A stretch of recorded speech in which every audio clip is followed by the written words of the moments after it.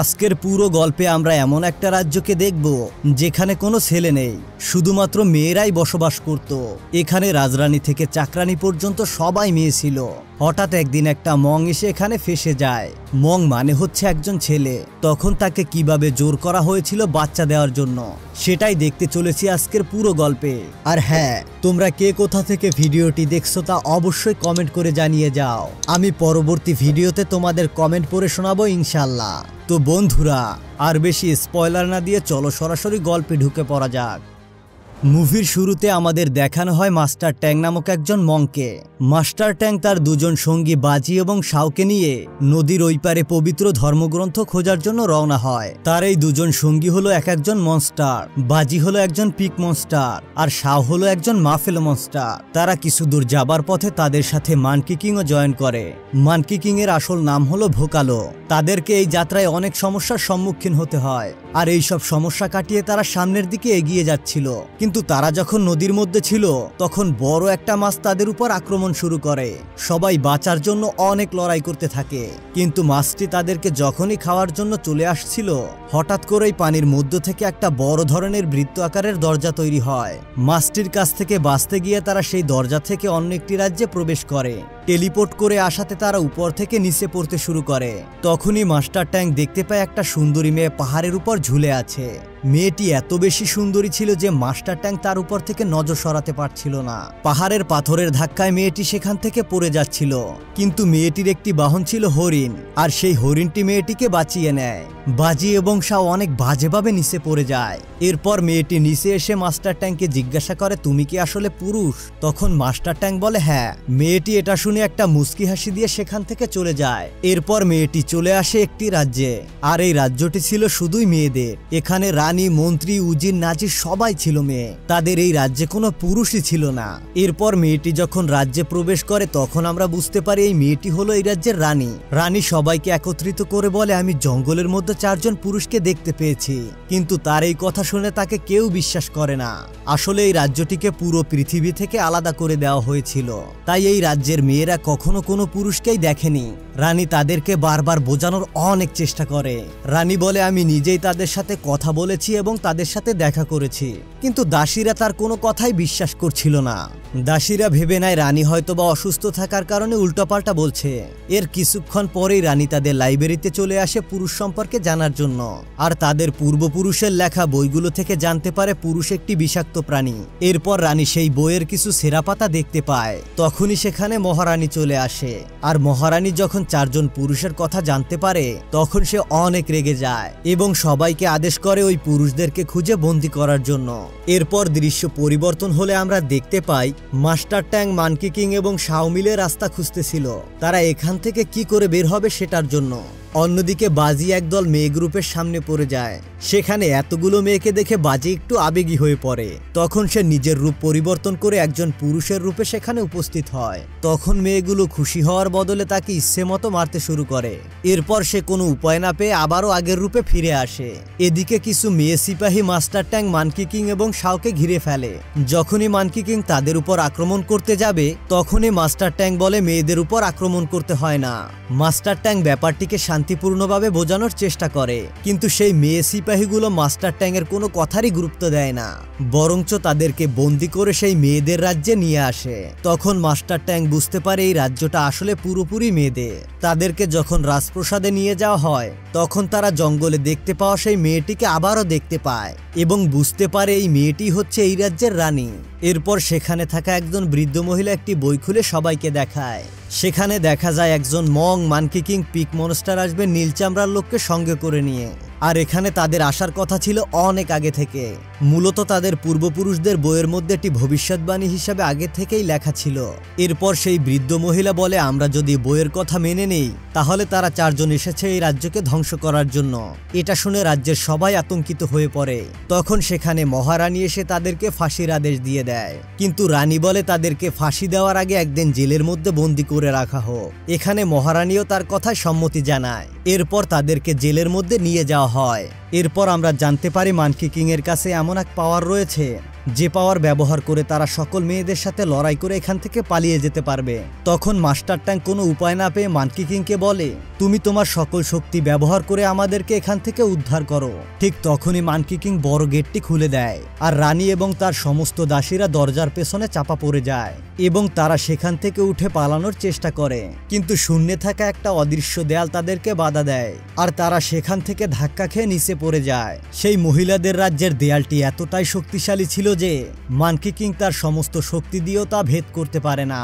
তখন monkey king master ট্যাংকে বলে, আমাদের উচিত এই রাজ্যের প্রাণীদের সাথে কথা বলা এবং তাদের কাছে এখান থেকে বেরিয়ে যাওয়ার জন্য সাহায্য চাওয়া উচিত। কিন্তু কিছুক্ষণ পরে দেখা যায় তারা কোনো উপায় না পেয়ে আবারও জেলের মধ্যে ফিরে আসে। রানীর জ্ঞান ফেরার পর সে তাদের কাছে চলে আসে। এরপর রানী মাস্টার ট্যাংকে জিজ্ঞাসাবাদ শুরু করে, আর অন্যদিকে দাসীরা বাকিদেরকে জিজ্ঞাসাবাদ শুরু করে।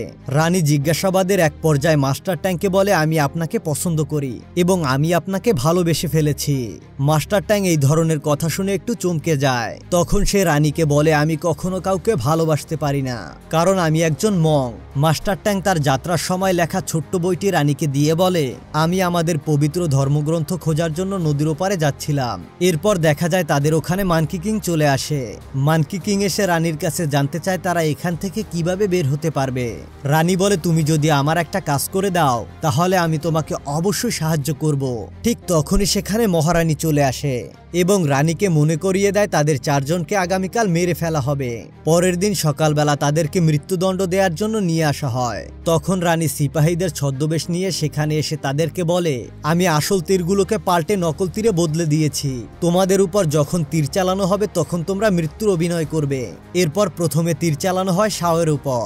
এতে শাও অনেক ভালোভাবেই মরার অভিনয় করে। যখন মাস্টার ট্যাংয়ের উপর তীর চালানো হয় তখন সে মরার অভিনয় করতে পারে না। এটা দেখার পর তার পাশে থাকা শাও তার হাত থেকে একটা পাথরের টুকরো মাস্টার ট্যাংয়ের দিকে ছুঁড়ে মারে, আর সঙ্গে সঙ্গে মাস্টার ট্যাংও বেহুশ হয়ে যায়। এরপর মানকি কিং এর উপর তীর চালানো হলে সেও খুব ভালোভাবে অভিনয়টা করে নেয়।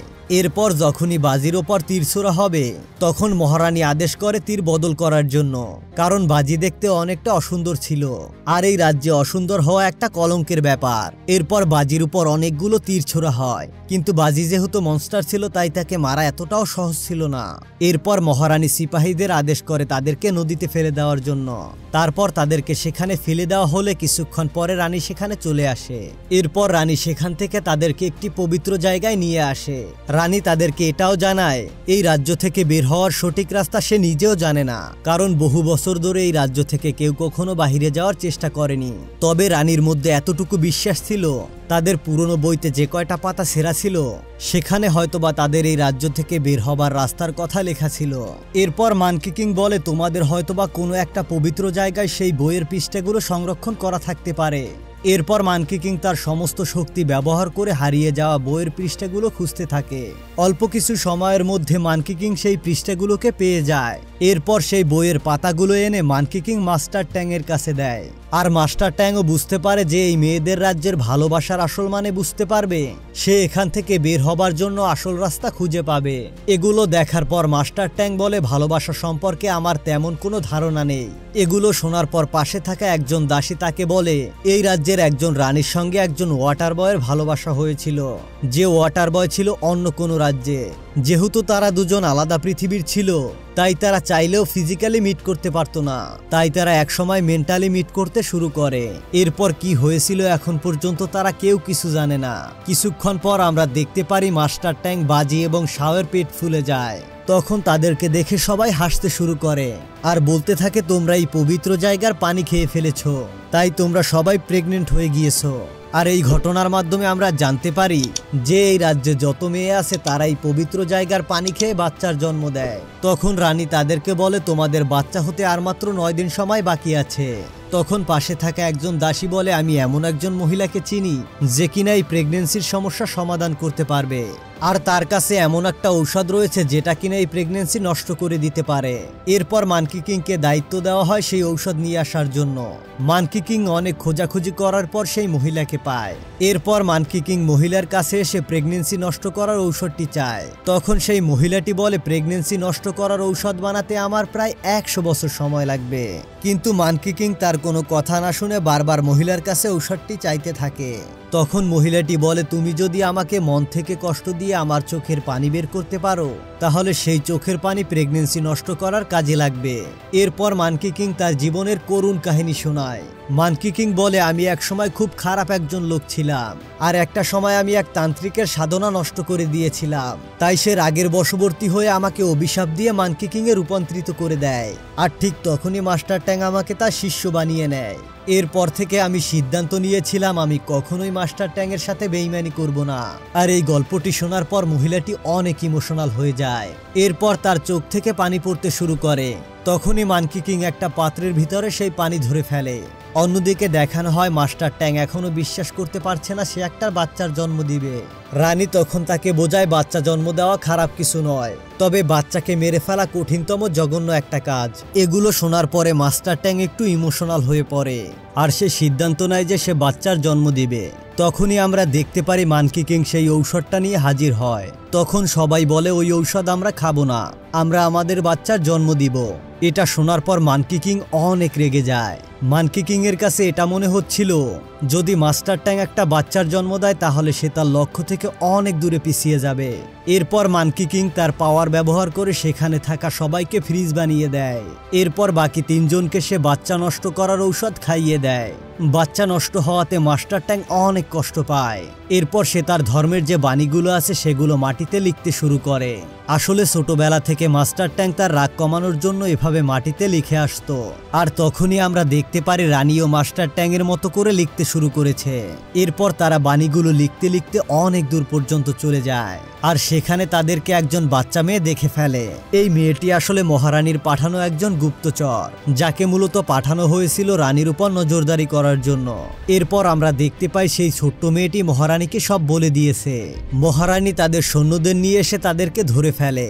সৈন্যরা যখনই মাস্টার ট্যাংকে বন্দি করতে যায় তখন রানী মহারানীর কাছে রিকোয়েস্ট করে যেন মাস্টার ট্যাংকে বন্দি না করা হয়। এরপর মাস্টার ট্যাং রানীকে বলে এগুলো বাদ দিয়ে আমাদের তাদের সাথে যাওয়া উচিত। এরপর মাস্টার ট্যাংকে গ্রেফতার করে রাজপ্রাসাদের দিকে নিয়ে আসা হয়, কিন্তু আমরা দেখতে পারি মাস্টার ট্যাংকে রাজপ্রাসাদে না নিয়ে সমুদ্রের পাড়ে নিয়ে আসা হয়। আসলে এই সমুদ্রের কোনো কিনারা ছিল না, যে একবার এই সমুদ্রে গিয়েছে সে কখনো ফিরে আসতে পারেনি। আর এজন্য মহারানী তাদেরকে এখানে নিয়ে এসেছে যাতে করে তাদেরকে সমুদ্রে ফেলে দেওয়া যায়। এরপর মাস্টার ট্যাংকে একটা নৌকার মধ্যে বসিয়ে তাকে সমুদ্রের মধ্যে ছেড়ে দেওয়া হয়। তখন রানী সেখানে তার হরিণটি নিয়ে এসে একটা জাম্প করে নৌকার মধ্যে চলে আসে। মহারানী এটা দেখে অনেক ভেঙে পড়ে, কারণ মহারানী মনে করতো রানীকে ছাড়া এই রাজ্য পুরোপুরি ধ্বংস হয়ে যাবে। এজন্য সে জলদি করে মানকি কিং এর কাছে চলে আসে এবং তার কাছে সব ঘটনা জানায়। তখন সে মানকি কিং এর সামনে হাঁটু গেড়ে বসে পড়ে আর মানকি কিং এর কাছে রানীর জীবনটা ভিক্ষা চায়। সে বলে যে কোনো মূল্যে তুমি রানীকে আমার কাছে নিয়ে আসো। এরপর আমরা দেখতে পাই মানকি কিং জলদি করে তাদেরকে খুঁজতে বেরিয়ে পড়ে। তবে মানকি কিং তার জাদুকরি চোখের সাহায্যে তাদেরকে কোথাও খুঁজে পায় না। আর এদিকে আমরা দেখতে পারি তারা দুজন একদম সমুদ্রের মাঝে চলে আসে। অনেক সময় পার হবার কারণে রানীর অনেক পানির তৃষ্ণা পায়। কোনো উপায় না পেয়ে রানী সিদ্ধান্ত নেয় সে এই সমুদ্রের পানি পান করবে, কিন্তু মাস্টার ট্যাং তাকে আটকে দেয় আর বলে এই সমুদ্রের পানিটা আমাদের জন্য ভালোও হতে পারে এবং খারাপও হতে পারে। আবার এমনটাও হতে পারে পানিটা পান করার পর তোমার পিপাসা আরো বেড়ে যেতে পারে। রানীর পানির পিপাসার সাথে সাথে অনেক ক্ষুধা পেয়েছিল। এটা দেখে মাস্টার ট্যাং তার হাতটা বাড়িয়ে দেয় যাতে করে সে তার মাংস খেয়ে বেঁচে থাকতে পারে, কিন্তু রানী এই কাজটা করে না। এভাবে তাদের দিনটা ভালোভাবেই পার হয়ে যায়। রাতের বেলা সমুদ্রের মাঝে বিশাল একটা ঝড়ের সৃষ্টি হয়, তবে এই ঝড় তুফানের মধ্যে তারা কোনোভাবে বেঁচে যায়। পরদিন সকালবেলা তারা দেখতে পায় সমুদ্রের মাঝখানে বড় একটা দরজা খুলে গেছে। আসলে এই দরজাটি খুলে গিয়েছিল মূলত তাদের সত্যিকারের ভালোবাসার জন্য। আর এই দরজাটিকে সবাই অনেক দূর থেকে দেখতে পায়, এমনকি মানকি কিংও দেখে ফেলে। এরপর শাও এবং বাজি এসে মাস্টার ট্যাংকে বলতে থাকে এই দরজা দিয়ে যেন তারা বাহিরে বেরিয়ে যায়। তখন আমরা দেখতে পারি মাস্টার ট্যাং রানীর দিকে ফিরে তাকায় তাদের সাথে যাওয়ার জন্য। এরপর রানী যখন প্রেমের টানে দরজা থেকে বেরিয়ে যাওয়ার জন্য বেরিয়ে আসে তখন একটা অদৃশ্য দেয়াল তাকে আটকে দেয়। আসলে এই রাজ্য থেকে রানীর বের হওয়ার অনুমতি নেই। যখন সে জোর করে দেয়াল থেকে বের হওয়ার চেষ্টা করে তখনই রানী আস্তে আস্তে পাথরে পরিণত হতে শুরু করে। মাস্টার ট্যাং যখন এগুলো দেখতে পারে তখন সে দৌড়ে গিয়ে রানীকে শক্ত করে জড়িয়ে ধরে। আর তখনই আবার মহিলাদের রাজ্য ঠিক হয়ে যায়। এরপর আমরা সমুদ্রের নিচে সেই ওয়াটার বয়কে দেখতে পারি। এটা হচ্ছে সেই ওয়াটার বয় যার সম্বন্ধে আমরা কিছুক্ষণ আগেই জানতে পেরেছিলাম। আর যখনই সে এই দরজাটিকে দেখতে পায় তখনই সে জলদি করে মহিলাদের রাজ্যে চলে আসে। সে এত বছর ধরে অপেক্ষা করছিল তার ভালোবাসার মানুষকে পাওয়ার জন্য। এরপর আমরা দেখতে পাই মহারানী যখন রানীর সেবা করছিল তখনই তার অতীতের কথা মনে পড়ে যায়। যখন রানী ছোট ছিল তখন মহারানীর কাছে রানীর মাতাকে দিয়ে বলেছিল সে যেন খুব ভালোভাবে রানীর দেখাশোনা করে। আর এখানে আমরা জানতে পারি ওই ওয়াটার বয়ের সঙ্গে মহারানীরই সম্পর্ক ছিল। আর যেহেতু তার কাছে একটা বাচ্চা চলে এসেছিল তাই সে তার দেখাশোনা করার জন্য তার ভালোবাসাকে ত্যাগ করে দেয়। মূলত রানীকে দেখাশোনার জন্য সে ওয়াটার বয়ের সঙ্গে তার ভালোবাসার সম্পর্ক ছেদ করেছিল। পরবর্তীতে দেখা যায় রানী যতদিন পর্যন্ত সুস্থ না হবে ততদিন মাস্টার ট্যাং এখান থেকে যাবে না। সে এখানে বসেই প্রার্থনা করতে শুরু করে। তখনই সে দেখতে পারে তার সামনে দয়ার দেবী চলে আসে। দেবী তখন মাস্টার ট্যাংকে বলে যেহেতু তুমি রানীকে পছন্দ করতে শুরু করেছো এতে করে তোমার কোনো দোষ নেই, তবে তোমাকে এখন এই সিদ্ধান্ত নিতে হবে যে তুমি রানীকে চাও নাকি পুরো পৃথিবীটাকে চাও। মাস্টার ট্যাং যখন রানীর কাছে চলে আসে তখন আমরা দেখতে পারি এখানকার সকলে রানীর সুস্থতার জন্য প্রার্থনা করছে। আর ঠিক তখনই সেখানে ওয়াটার বয় চলে আসে। ওয়াটার বয় আসলে মহারানীর ভালোবাসার টানে 20 বছর অপেক্ষা করেছে। যখনই সে মহারানীকে দেখতে পায় তখন তাকে তাদের অতীতের ভালোবাসার কথা বলতে থাকে। ওয়াটার বয় মহারানীকে তার সাথে যাওয়ার জন্য বলে, কিন্তু মহারানীর কাজ হলো রানীকে সঠিক পথ দেখানো, তাই সে আবারও ওয়াটার বয়কে নিষেধ করে দেয়। আর এজন্য ওয়াটার বয় প্রচন্ড রেগে গিয়ে সিদ্ধান্ত নেয় সে মেয়েদের রাজ্যকে পুরোপুরি ধ্বংস করে দিবে। ওয়াটার বয় রানীকে এবং মাস্টার ট্যাংকে নিয়ে সেখান থেকে চলে যাচ্ছিল। তখনই মানকি কিং তাদেরকে বাঁচিয়ে নেয়। এই ঘটনার পর ওয়াটার বয় আরও রেগে যায়। এরপর সে নিজের রূপ পরিবর্তন করে পুরো রাজ্যকে ধ্বংস করতে শুরু করে। বাজি এবং শাও বিশাল রূপ ধারণ করে ওয়াটার বয়ের সাথে লড়তে শুরু করে। ওয়াটার বয় পুরো রাজ্যকে পানির মধ্যে ডুবিয়ে দেয়। মাস্টার ট্যাং দেখতে পায় নিরীহ মেয়েগুলো মারা যাচ্ছে। তখন সে বুদ্ধদেবের কাছে প্রার্থনা করতে শুরু করে। তখনই দেখা যায় আকাশ থেকে একটা হাত ইশারা করে সকল ডুবে যাওয়া মেয়েদেরকে উপরে তোলে এবং হাতটা ইশারা করে ওয়াটার বয়কে শাস্তি দিয়ে দেয়। এরপর বেশ একটা লম্বা সময় পার হয়ে যায়। কিছুদিন পরে আমরা দেখতে পাই মহিলাদের রাজ্য আবারও আগের মতো হয়ে গিয়েছে। অন্যদিকে মাস্টার ট্যাং তার দায়িত্ব পালন করার জন্য আবারও তার লক্ষ্যে রওনা হওয়ার সিদ্ধান্ত নেয়। রানীও তার সিদ্ধান্তে সহমত জানায়। আর রানী তার পুরো রাজ্যকে দেখাশোনা করার জন্য এখানেই থেকে যায়। গল্পের একদম শেষের দিকে আমরা দেখতে পারি রানী তাদের 4 জনকেই বিদায় জানায়। এরপর তারা 4 জন মিলে আবারও সেই পবিত্র ধর্মগ্রন্থ খোঁজার উদ্দেশ্যে রওনা হয়। আর এখানেই সমাপ্তি ঘটে এই অসাধারণ মুভিটির। তো বন্ধুরা, কেমন লাগলো এই অসাধারণ গল্পটি তা অবশ্যই কমেন্ট করে জানাতে একদমই ভুলবে না। তোমরা যদি এই চ্যানেলটিকে এখনো সাবস্ক্রাইব না করো এখনই সাবস্ক্রাইব করে দাও। দেখা হবে পরবর্তী ভিডিও নিয়ে। ততক্ষণ পর্যন্ত ভালো থেকো, সুস্থ থেকো। আল্লাহ হাফেজ।